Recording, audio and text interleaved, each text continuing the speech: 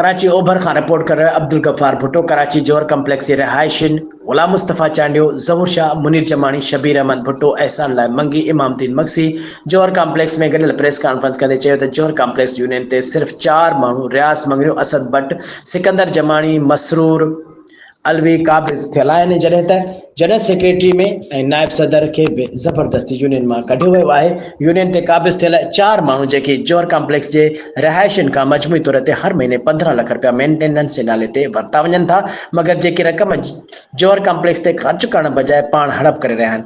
मोटरुनि जा के इलेक्ट्रिक जा बिल अदा न करण सबब के इलेक्ट्रिक जो 1 करोड़ 40 लाख रुपया बकाया थी विया आहिनि। यूनियन के उहिदेदारनि 2 सालनि जे अंदर मीटिंग इजलास घुराइण लाइ तयार न आहिनि ऐं शिकायतूं कंदड़नि मथां सचल थाणे ते कूड़ा केस दाख़िल कराए रहायशिन सां ज़ुल्म ज़्यादतियूं कई पई वञनि।